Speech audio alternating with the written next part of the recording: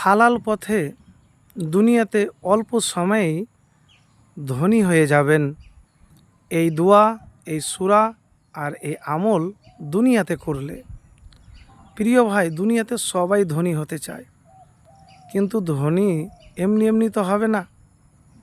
তার জন্যে কঠোর মেহনত, কঠোর পরিশ্রম, ত্যাগ স্বীকার করতে হয়। তো আমি যে দোয়ার কথা বলবো, কারণ অনেক মানুষ আবার পরিশ্রমও করে কিন্তু ধনী হতে পারে না। কারণ জানেন, সে কারণগুলি আমি বলবো। তো যে দোয়ার কথা আপনাকে প্রথমেই বলবো, আল্লাহুম্মা কফিনি বে হালালিকা আন হারামিকা ওয়াগনিনি বে ফাজলিকা আম্মান সিওয়াক। এই দোয়াটি পাঠ করবেন। এই দোয়া এই জন্যে পাঠ করবেন যে, হে আল্লাহ, আমি তোমার কাছে কি চাই? হালাল রিজিক চাই। হারাম থেকে যেন আমি দূরে থাকি। তুমি ছাড়া অন্য সকল থেকে আমাকে অমুখাপেক্ষী ধনী করে দাও। তো এই দোয়াটি আপনি পড়বেন সকাল সন্ধ্যায়। এটি আবার ঋণ মুক্তিরও দোয়া। তো প্রিয় ভাই, তারপরে সূরা ওয়াকিয়া তেলাওয়াত করা, যা সম্পদ প্রাচুর্য নিয়ে আসে বলে মনে করা হয়। তো আপনি সূরা ওয়াকিয়া একবার দিনে অথবা রাত্রে পাঠ করবেন। তারপরে একটি দোয়া আছে, যে দোয়া সকালবেলায় ফজরের নামাজের পর সকালে 3 বার পড়বেন। আল্লাহুম্মা ইন্নী আসআলুকা ইলমান নাফিয়ান ওয়া রিজকান তাইয়্যিবান ওয়া আমালান মুতাকাব্বিলান। হে আল্লাহ, আমি তোমার কাছে উপকারী জ্ঞান, পবিত্র রিজিক, কবুলযোগ্য আমল প্রার্থনা করছি। তো প্রিয় ভাই, এতটুকুন আপনাকে বলবো। এই দুটি দোয়ার কথা বললাম, একটি সূরার কথা বললাম।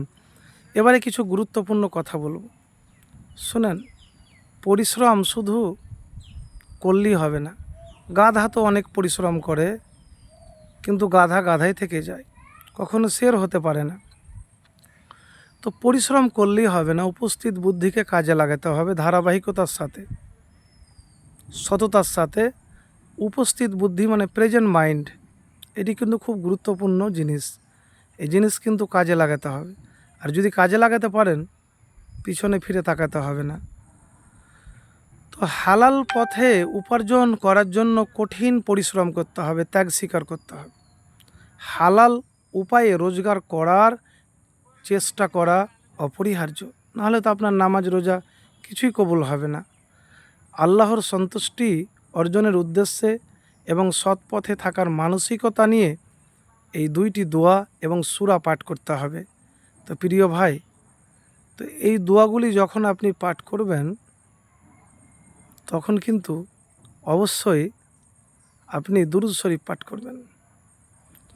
আল্লাহুম্মা সাল্লি আলা মুহাম্মাদিন ওয়া আলা আলি মুহাম্মাদ কামা সাল্লাইতা আলা ইব্রাহিমা ওয়া আলা আলি ইব্রাহিমা ইন্নাকা হামিদুম মাজিদ। আল্লাহুম্মা বারিক আলা মুহাম্মাদিন ওয়া আলা আলি মুহাম্মাদ কামা বারাকতা আলা ইব্রাহিমা ওয়া আলা আলি ইব্রাহিমা ইন্নাকা হামিদুম মাজিদ। তো দুরূদ শরীফ, দুরূদে ইব্রাহিম অবশ্যই পাঠ করবেন। আর বলবেন না যে আমি দোয়া করলাম কিন্তু আমার দোয়া কবুল হলো না। ভরসা রাখবেন ভাই আল্লাহর প্রতি। আর একবার হলো না, কি হলো? ফের করেন। 6 মাস হলো না তো কি হলো? 6 বছর করেন, 10 বছর করেন, করতেই থাকেন। যখনই আপনার দোয়া কবুল হয়ে যাবে, তখন দুনিয়াতে বড় ধনী হয়ে যাবেন।